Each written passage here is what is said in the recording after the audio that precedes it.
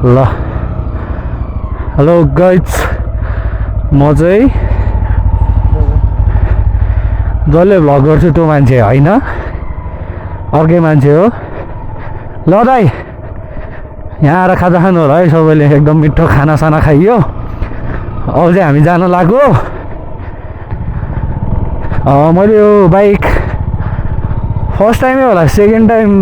किनेको दिन चलाएको थिएँ एकछिन तो सेल्फी रोडमा 1 मिनट जति, अनि आजै हो फर्स्ट टाइम अलिकति त्यो अफ रोड बाटो, अलिकति लामो बाटो चलाउन लाग्यो। बाटो त्यस्तो अप्ठ्यारो त छैन, अलिअलि अप्ठ्यारो छ, ठिकै छ। हातसाथमा बसे पनि म अब मिलाएर चलाइदिन्छु। अब मेरो काम भनेको सेफली तलसम्म दाइको बाइक मैले पुऱ्याइदिने हो। हेभी माया गर्छ दाइले बाइकलाई, लडायो भने म सकेँ, मार्छ बुढोले मलाई। यस्तै होला, बाइक चाहिँ राम्रै छ, जोन्टेस कम्फर्टेबलै रहेछ होइन। राइडिङ पोजिसन चाहिँ कम्फर्टेबलै लाग्यो मलाई। मेरो यो फर्स्ट टाइम चलाउँदाको फर्स्ट टाइम रिभ्यू हो कि, फेरि बस्ने बित्तिकै कम्फर्टेबल फिल भयो कि। भन्नाले लामो चलाउँदा नि कम्फर्टेबलै छ, त्यस्तो त ह्यान्डल पनि साह्रो छैन, मजाले भइरहेछ ह्यान्डलिङ पनि होइन। अनि यस्तो यस्तो छ क्या बाटो, यहाँ खाल्डोहरू छ नि त। मलाई चाहिँ जे होस् कम्फर्टेबलै लाग्यो, बाइक ह्यान्डलिङहरू चाहिँ कम्फर्टेबलै छ। अलिकति टर्निङ रेडियस चाहिँ कम रहेछ होइन, टर्निङ रेडियस चाहिँ अलिकति कम रहेछ। म बुलेट चलाइरहेको भएर नि होला त्यस्तो लागेको, अरू बाइक पनि अलिक लामै हुन्छ टर्निङ रेडियस, यसको चाहिँ अलिक छोटो फिल भयो मलाई। त ठिकै छ, फङ्सनहरू खतरा छ। के हो बटन सटन त्यो चलाउनु नि पर्दैन, म चलाउँदा पनि चलाउँदिनँ, त दाइले नै भ्लगमा भनिहाल्छन्। त्यही हो, अरू त ब्रेक सेक पनि ठिकै छ। एबिएसले त्यस्तो फालेको छैन, कुदायो भने चाहिँ फाल्छ एबिएसले, अगाडि चाहिँ फालिरहेछ एबिएसले, पछाडि नि फालो। अलिकति स्पिडमा ब्रेक हान्न खोज्दा चाहिँ फाल्छ, नत्र चाहिँ हत्तपत्त फाल्दैन एबिएसले, बिस्तारै चलाउँदा त। बाइक चाहिँ एकदमै मजाले झरिरहेछ कि, अफ रोड छ। अब यस्तै छ त्यो, हुन त सक डिस्प्लेसमेन्टहरू त्यस्तै नै छ यसको, अलिकति लङ सस्पेन्सनहरू छ, टायर पनि अलिकति मोटा टाइपको छ होइन, ड्युअल पर्पज छ क्या टायर, त्यही भएर सजिलै नै छ बाइक, त्यस्तो गाह्रो छैन। मलाई फर्स्ट टाइम यस्तो अफ रोड चलाउँदाखेरि यस्तो इजी भइरहेछ बाइक, त्यस्तो गाह्रो छैन, ह्यान्डलिङ पनि भेरी इजी।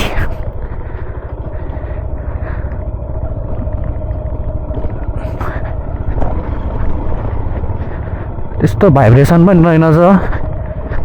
बडी साउन्डहरू त्यस्तो केही आएको छैन होइन। अब हुन त बाइक आफूले जसरी चलायो त्यसरी नै हुने हो, त्यही अनुसारको कन्डिसन हुने हो। हावा चाहिँ अलिकति बढी हो कि के हो, म चाहिँ अलिकति कम हावामै चलाउने बानी छ होइन। अनि जुनसुकै बाइकमा पनि हावा बढी लाग्छ मलाई चाहिँ, अनि बाइक उफ्रेको जस्तो लाग्छ मलाई चाहिँ। म अलिकति धेरै हावामा नर्मल पिएसआई जुन कम्पनीले दिन्छ नि त्योभन्दा पनि अलिकति कममा चलाउँछु मैले चाहिँ, मलाई चाहिँ त्यही कम्फर्टेबल लाग्छ, त्यही भएर हो। अनि त्यही हो, अब लगभग तल आइपुग्न लागिसक्यो हामी, यति हो मैले चलाउने चाहिँ। फेरि हस्तान्तरण गरिदिन्छु म दाइलाई, म अलिकति, तर सबसे राम्रो चाहिँ दाइले आफैले चला भए हुन्थ्यो, हात बस्थ्यो होइन। ओए हेभी सहरू त पछाडिको मैले ढुङ्गै हालेँ, यता हाल्छु। बाइक उफ्रियो कि उतै, मलाई हावा धेरै भयो भन्दै थिएँ, नभन्दै त्यही भइरहेछ, बाइक उफ्रिरहेछ, न त एकदम कम्फर्टेबल्ली नै गइरहेछ बाइक।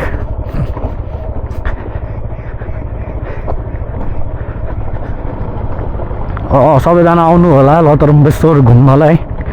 राम्रै छ ठाउँ, हिँड्न पनि त्यस्तो अलि सुरुमा अलिकति गाह्रो हुन्छ, पछि चाहिँ सजिलै छ। बाटो चाहिँ यस्तै हो, यहाँ चाहिँ माथि उक्लिँदा मात्रै यस्तो है। फेरि आउँछ स्कुटरहरू पनि मजाले आउँछ, माथि टन्नै थियो स्कुटरहरू। बिहान को आयो, छपरी आयो छेउछेउमा, मुला छपरी। मजाले बाइक चलाउने जेजना आइहाल्छ, यो पल्सरवालाहरू यस्तै हुन्छ क्या, छपरी बेहोरा देखाइहाल्छ। बाइक मोडिफाई पनि त्यस्तै छपरी छ, ह्यान्डल चाहिँ अलिकति मुनि लाग्यो मलाई सिट हाइटबाट होइन तर त्यस्तो हात प्रेसर चाहिँ परेको छैन है मजाले चलाइरहेको छु मैले फर्स्ट टाइम चलाएको होइन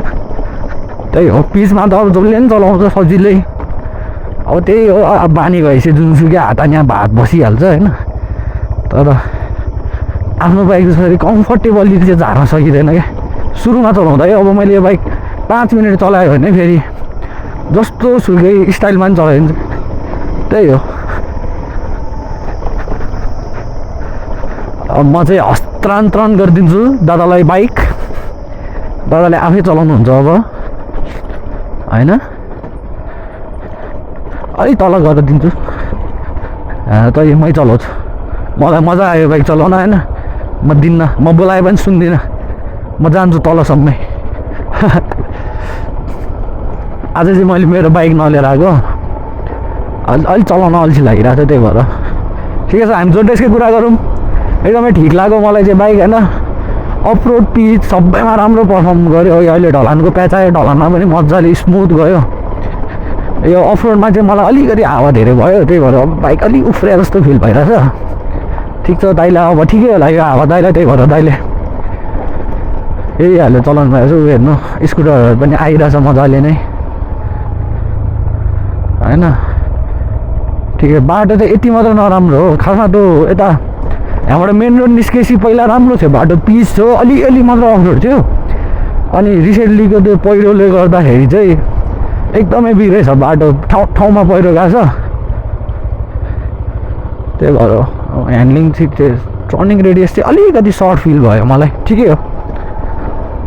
बुलेटमा त लामो हुन्छ नि त ह्यान्डलले लामो हुन्छ त्यो ट्याङ्कीमा छुने ठाउँै हुन्न यसमा साइड साइडमा विङ्सहरू रहेछ अनि अलिकति यता घुमाउँदाखेरि त्यो विङ्समा पुगिहाल्दो रहेछ त्यही भएर अलिक टर्निङ रेडियस चाहिँ कम लाग्यो मलाई होइन त्यही हो अरू त ओभरअल बेस्ट छ बाइक पिकअप पनि मिठो छ उकालोमा मजाले तान्छ टुर सुर हान्न नि एकदम कम्फर्टेबल छ एक्लै टुर हान्न त झन् बेस्ट छ यो बाइक पछाडिको सिट चाहिँ अलिकति मेरो पर्सपेक्टिभमा चाहिँ अलिकति अप्ठ्यारो हो कि जस्तो लाग्छ तर बाइकको अनुसार बस्ने मान्छेले कम्फर्टेबलै भनेको छ अरे भनेपछि कम्फर्टेबलै होला होइन अब म चाहिँ बसेको छैन अहिलेसम्म पछाडि यो बाइकमा चाहिँ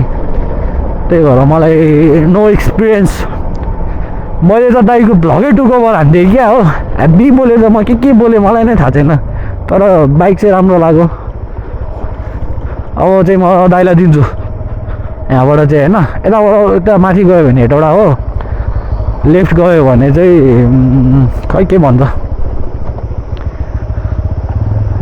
लेफ्ट गयो भने काठमाडौँ राइट गयो भने ठिगिन हुँदै मकवानपुर गढी हुँदै हेटौँडा के हो रोक्दैन नि त बुढा बाइक बुढा मेरो हेलमेट लाएर बसेको छ KYT14 नम्बर मजा आयो जोन्टेस चलाउन लगभग मैले फर्स्ट टाइमै चलाएँ आवाज पनि राम्रो रहेछ बटार्दाखेरि आउने धुर्र गरेर तान्दो रहेछ बाइकले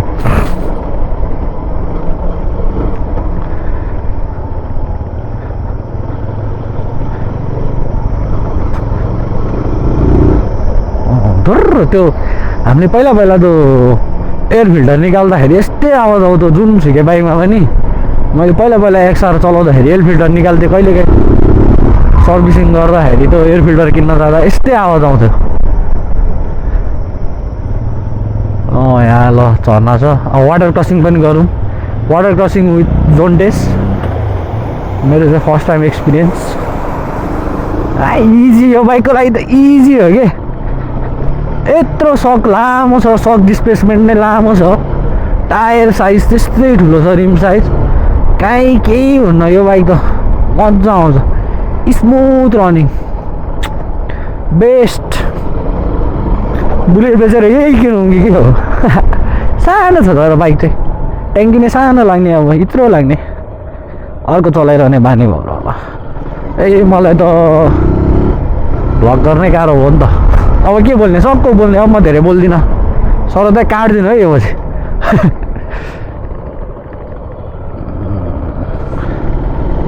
पुरा पहिरो नै पहिरो गएको छ अब बुढालाई बाइक दिउँ भनेको खै मनै रोक्दिनँ पु हो मलाई चलाउन मैले रिभ्यू दिइसकेँ त हो दाइ तपाईँले दिनुभएको थिएन होला यति धेरै रिभ्यू मैले सबै रिभ्यू दिएँ त हो हालिदिउँ है त अफरोडमा अलिकति बाइक पानी बस्छु होइन अलि स्पिडै हालिदिउँ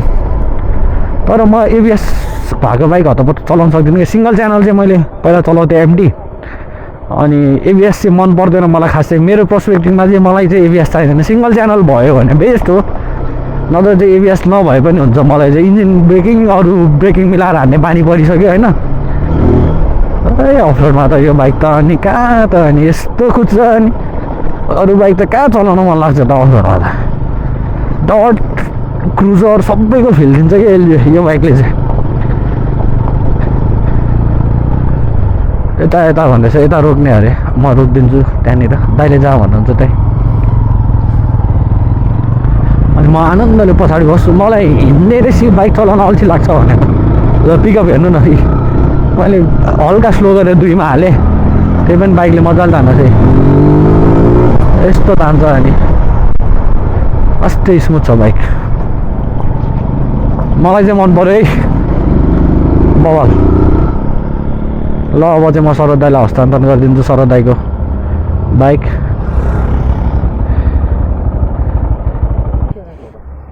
रिभ्यू दिएछु सजिलो लाग्यो मलाई तर त्यो ढुङ्गामा उफ्रियो के त्यही त अस्ति मेरो त्यस्तो भएर लडेको त्यो हावा अलिक धेरै छ म चाहिँ अलि हावा कममै चलाउँछु त्यही भएर